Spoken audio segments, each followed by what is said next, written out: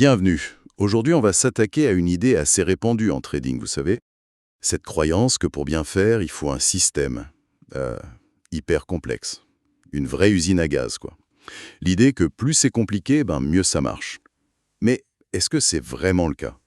On va voir ça. Pour ça, on s'appuie sur une analyse, un article intitulé «Simplicité stratégique et succès en trading».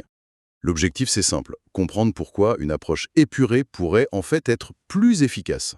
Et surtout, comment on construit ça? Une approche simple, mais solide. On va essayer de dénicher les pépites sur cette analyse. Oui, et c'est intéressant parce que ça va un peu à contre-courant, hein. Surtout pour ceux qui débutent. On voit souvent cette course à la complexité, l'accumulation d'indicateurs, de règles, comme si ça allait, je sais pas, sécuriser les choses ou garantir la performance. L'article qu'on regarde aujourd'hui, lui, il propose une vision bien différente. Justement, parlons-en. Cette fascination pour le complexe, l'article explique d'où ça vient. Pourquoi on est tenté, au début surtout, de bâtir des systèmes avec des tonnes d'indicateurs, des règles ultra pointues. C'est une recherche de contrôle, peut-être, face à l'incertitude du marché? C'est exactement ça que la source met en lumière. Le marché, il paraît chaotique, imprévisible. Du coup, l'instinct, c'est de vouloir tout maîtriser, de ne rien laisser au hasard. La complexité, elle donne cette illusion de contrôle, de sophistication. Mais l'article pointe très vite les problèmes concrets. Le premier, c'est la paralysie. La paralysie, c'est-à-dire comment ça? Quand on a trop d'indicateurs, on a trop d'infos. Et très vite, ces infos, elles se contredisent. Le momentum dit achat, l'oscillateur dit attention, surchauffe, la moyenne mobile dit attends. Résultat, le trader est submergé. Il hésite, il finit par ne rien faire ou pire par faire un truc incohérent. Trop d'infos tue l'action, en quelque sorte. Ah oui, on se noie dans les signaux au lieu de prendre une décision claire. Ça me parle, ça. Et j'imagine que même si on arrive à agir, la rigidité du système peut coincer. C'est le deuxième gros point soulevé. Un système avec des règles hyper rigides, définies au millimètre près, ça manque de souplesse. Or, les marchés, ils évoluent tout le temps. Ils changent de régime, de volatilité. Un système trop rigide, parfait pour les conditions ABC, devient inutile quand le marché passe en mode D ou E. Il ne sait plus s'adapter. C'est un peu comme un beau mécanisme d'horlogerie suisse exposé aux intempéries, quoi. Magnifique, mais pas adapté. C'est une bonne image, oui. Et ça nous amène tout droit au troisième piège, le plus sournois peut-être. Le surajustement. L'overfitting, comme on dit. L'article explique ça très bien. En voulant le système parfait, on l'optimise à fond sur les données du passé. On rajoute des filtres, des conditions, jusqu'à avoir une courbe de résultats magnifique. Mais seulement sur le passé. Ah, le fameux système miracle qui transforme 1 000 € en 1 million sur 10 ans de backtest, on connaît. Exactement. Sauf que ce système, il n'est pas robuste. Il n'a pas appris les grands principes du marché, il a juste appris par cœur les bizarreries statistiques d'une époque révolue. Et dès qu'on le met face au marché réel, avec de l'argent réel, paf, les performances s'écroulent. Parce qu'il est adapté à un passé qui ne reviendra jamais pareil. L'article insiste, la complexité excessive ouvre grand la porte à cet overfitting. D'accord, donc le piège, c'est paralysie par trop d'infos, rigidité face à un marché vivant et risque de créer un système qui marche super bien sur le papier, mais qui plante en réel. C'est assez clair. Alors, face à ça, quelle est la défense de la simplicité? Pourquoi une stratégie épurée serait, selon la source, plus performante à long terme? L'argument principal, c'est que les stratégies simples qui marchent, elles se basent sur des principes fondamentaux du marché, des choses plus stables. Elles ne cherchent pas à modéliser chaque petit soubresaut avec une formule hyper compliquée. Non, elles essayent de capter des dynamiques clés, la tendance générale, est-ce que ça monte ou ça descend globalement, les niveaux importants de support et résistance, ces zones où, historiquement, les acheteurs ou les vendeurs réagissent, les volumes parfois, ou juste la structure des prix, les hauts, les bas. Oui, ça semble plus lié à la psychologie des acteurs du marché, au flux d'ordre, moins à des calculs qui pourraient devenir caducs si le marché change de personnalité, disons. Tout à fait. Et la source explique pourquoi cette approche simple a des avantages. D'abord, 1. La clarté et la discipline. C'est logique. Une stratégie simple, avec peu de règles claires, est bien mieux facile à exécuter, de manière quasi mécanique, disciplinée.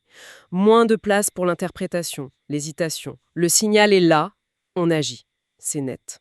Moins de brouillard mental, donc une exécution plus fidèle au plan. Logique. Mais est-ce qu'on ne risque pas, avec cette simplicité, de rater des occasions plus fines? Des trucs que des systèmes complexes pourraient capter. L'article en parle. C'est une bonne question. L'article ne prétend pas que les stratégies simples attrapent tout. Il suggère plutôt que ce qu'on perd éventuellement en ratant quelques opportunités est largement compensé. Compensé par quoi? Par la diminution énorme des erreurs d'exécution et par une meilleure robustesse générale. Et ça, c'est le deuxième avantage. Moins d'erreurs humaines. Moins de règles, c'est moins de chances de se planter, d'oublier un truc, de mal lire un signal. La cohérence dans l'exécution, qui est peut-être le truc le plus important au final, est beaucoup plus facile à attendre. La cohérence. On y revient toujours.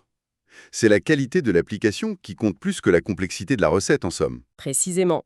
Troisième point fort, l'adaptabilité. Comme on disait, une stratégie simple basée sur la tendance, les zones clés, elle s'appuie indirectement sur la psychologie humaine, la peur, l'avidité. Et ces émotions, elles bougent beaucoup moins vite que les modes techniques ou les algos. Du coup, une stratégie simple, bien pensée, reste souvent pertinente plus longtemps, même quand le marché change un peu. Elle est plus résiliente, naturellement. Intéressant, ça. Une adaptabilité qui vient de la nature de ce qu'on regarde plutôt que d'ajouter des couches de complexité. Et enfin, dernier point mentionné par la source, c'est plus facile à tester et à améliorer. Backtester une stratégie simple, c'est rapide. Si ça ne marche pas, on voit plus facilement où est le problème. Est-ce que c'est l'entrée, la sortie, la gestion du risque? Avec un système hyper complexe, chercher ce qui cloche, c'est chercher une aiguille dans une botte de foin. Là, le diagnostic est plus simple, les ajustements plus ciblés. Ok, le plaidoyer est convaincant sur le principe, mais concrètement, ça ressemble à quoi une stratégie simple et efficace selon l'article? Parce que là, on entre dans le vif du sujet. Et l'exemple donné est, oui, presque déconcertant de simplicité, comme vous disiez. L'article décrit une approche sur un graphique 15 minutes, le M15, et pour savoir si ça monte ou ça descend sur cette échelle de temps, il n'y a qu'un seul indicateur, la moyenne mobile exponentielle, l'EMA, sur 50 périodes. C'est tout. L'EMA 50, oui, un grand classique, souvent utilisé pour lisser le prix et voir la tendance court-moyen terme, et elle sert aussi de support aux résistances dynamiques parfois. C'est exactement ça. Et les règles pour entrer en position sont limpides. Pour acheter, il faut que le prix soit au-dessus de cette EMA 50, donc tendance haussière confirmée sur le M15. Et il faut que le prix revienne tester une zone de support qu'on a repérée avant. Une zone où, dans le passé, les acheteurs ont montré qu'ils étaient là. Et là, on cherche un signe de rebond. Pour vendre, c'est l'inverse. Prix sous l'EMA 50, tendance baissière, et on attend un retour sur une zone de résistance, là où les vendeurs ont l'habitude de se montrer. Et le point clé, c'est ce que l'article martèle, hein. C'est tout. Voilà. Pas besoin de 3 confirmations, d'autres indicateurs, pas de calcul savant sur des divergences cachées ou je ne sais quoi. L'idée de base, c'est 1. Où va le courant? L'EMA donne une idée. 2. J'agis sur un repli vers une zone clé où le risque semble maîtrisé. Support-résistance. Cette logique très visuelle, très basée sur la structure du marché elle-même, est présentée comme potentiellement plus robuste et plus facile à appliquer sans faute que des systèmes suroptimisés mais fragiles. C'est frappant, oui. On a cette image du trader pro avec ses 12 écrans, des graphiques illisibles, et là on nous dit qu'une approche qui tient sur un post-it peut faire l'affaire. Ça change la perspective. Mais du coup, ça m'amène à l'aspect humain. Psychologiquement, ça change quoi pour le trader, cette simplicité? La source parle de libération mentale. Ah oui, c'est une conséquence énorme et souvent on n'y pense pas assez. Gérer un système compliqué, c'est épuisant mentalement. Il faut tout le temps analyser, vérifier, interpréter plein de trucs. Le doute s'installe vite. Est-ce que j'ai bien vu? L'autre indicateur, il dit quoi déjà? J'attends encore un peu. Une stratégie simple qu'on maîtrise bien, elle enlève une grosse partie de cette charge mentale. On sait quoi chercher. Et quand le signal apparaît, il est, relativement clair sans trop d'ambiguïté. Voilà. Et toute cette énergie mentale qu'on dépensait avant dans l'analyse à outrance et l'incertitude, on peut la rediriger là où c'est vraiment utile. La patience, attendre le bon signal, la discipline, appliquer le plan même quand c'est dur, et la gestion des émotions, hein, accepter les pertes sans tout jeter. L'article suggère que cette libération mentale, c'est un vrai moteur de performance. Donc, le fameux edge, l'avantage du trader, ce ne serait pas tant la stratégie elle-même que la capacité à l'exécuter parfaitement. Et la simplicité aiderait à ça. C'est une idée très forte qui ressort, oui. La source le dit clairement. Chercher le Saint Graal, la stratégie parfaite qui ne perd jamais, c'est souvent une perte de temps. Les traders qui durent ne sont pas forcément ceux avec la stratégie la plus intelligente sur le papier. Ce sont ceux qui maîtrisent l'exécution cohérente de leur méthode, même si elle est simple. Et la simplicité aide à cette maîtrise. Moins de friction mentale, moins de friction opérationnelle. La confiance dans le système, parce qu'on le comprend vraiment, c'est la base. C'est une nuance très importante, ça. Privilégier la maîtrise de l'exécution à la complexité du plan. Mais attention, l'article prévient aussi. Simple, ça ne veut pas dire simpliste ou naïf, n'est-ce pas? Absolument. Ce n'est pas du tout un encouragement à trader n'importe comment, sans réfléchir.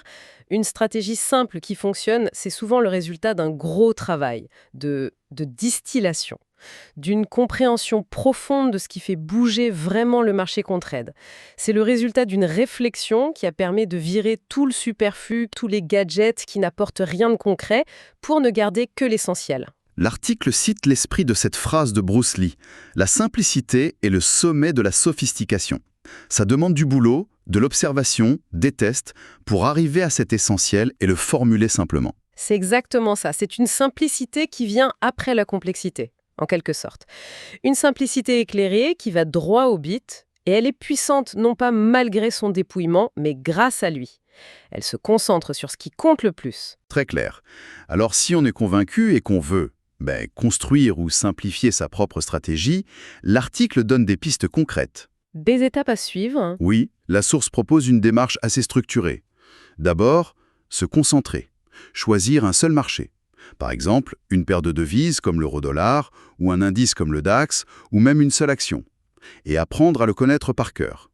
Chaque actif a un peu sa personnalité, sa volatilité, sa façon de réagir. Oui, se spécialiser au lieu de s'éparpiller partout. C'est un conseil classique mais fondamental pour ne pas rester en surface. Deuxième étape. Choisir une seule unité de temps principale. Le graphique sur lequel on va prendre les décisions. M15, H1, H4, peu importe, mais s'y tenir principalement. On peut regarder les unités plus grandes pour avoir le contexte général, bien sûr, mais les signaux, c'est sur notre time frame. Ça évite la cacophonie entre les différentes échelles de temps. Encore une fois, la clarté. Savoir sur quelle carte on navigue, c'est essentiel. Troisièmement, et c'est la base, observer. Comprendre la structure du marché sur ce time frame. Où sont les supports, les résistances évidentes? Comment la tendance se dessine? Les hauts, les bas. C'est l'analyse technique pure, avant même de mettre un indicateur. Lire le prix, oui. Le langage du marché lui-même. Quatrièmement, si on veut des indicateurs, en choisir un ou deux maximum. Et savoir exactement pourquoi on les utilise. L'exemple de l'article, c'était une EMA pour la tendance. On pourrait peut-être ajouter un RSI, pas pour acheter ou vendre dessus, mais pour voir si on est dans des zones extrêmes, histoire d'être prudent. Mais l'idée, c'est un outil égale une fonction claire, pas de doublon. Moins, c'est plus, encore une fois. Éviter la collection d'indicateurs qui disent tous un peu la même chose et qui ne font qu'ajouter du bruit, visuel et mental. Et enfin, cinquième étape, et là, l'article insiste, c'est non négociable. Tester, tester, tester. D'abord en backtest, si c'est pertinent pour la stratégie, pour avoir une idée des stats. Puis en démo, en simulation, pour s'entraîner à exécuter en conditions quasi réelles, mais sans risquer son argent. Et surtout, pendant tout ce temps, tenir un journal de trading, très détaillé. Noter chaque trade, pourquoi on est entré, sorti, les émotions, les erreurs, tout. Ce journal, c'est vraiment l'outil clé pour progresser.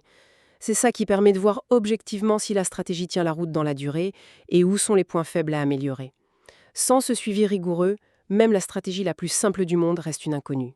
L'article insiste beaucoup sur cette discipline de suivi. Bon, alors si on essaye de résumer tout ça, le message principal de cette analyse, c'est quoi? C'est que la complexité en trading, ça peut séduire, donner une illusion de contrôle, mais ça mène souvent à la confusion, à la fragilité. Alors qu'une stratégie simple, basée sur des fondamentaux solides, bien comprises, et surtout, exécutée avec une discipline de fer, ça semble être la voie royale, selon cette source, pour réussir sur le long terme. L'avantage, il ne serait pas dans la formule magique, mais dans la capacité à faire et refaire, sans faute, une chose simple et claire. C'est une excellente synthèse, oui. Et ça nous laisse avec une réflexion, je crois, assez profonde. Une question que chacun pourrait se poser. Est-ce que l'énergie qu'on met à chercher la stratégie toujours plus complexe, toujours plus optimisée, ne serait pas mieux employée à maîtriser parfaitement l'exécution d'une méthode simple? Une méthode dont on connaît les moindres détails, les forces, les faiblesses. L'article suggère que c'est là, dans cette maîtrise de la simplicité, dans cette capacité à faire ce qu'il faut encore et encore, même quand c'est ennuyeux ou stressant, c'est là que réside la vraie force tranquille du trader efficace. La force tranquille de la simplicité maîtrisée. J'aime bien cette idée. Ça donne à réfléchir, en effet. Voilà qui termine notre exploration basée sur cet article Simplicité stratégique et succès en trading. Merci beaucoup pour ces éclairages. Merci à vous, c'est un plaisir de discuter de ces fondamentaux toujours aussi importants.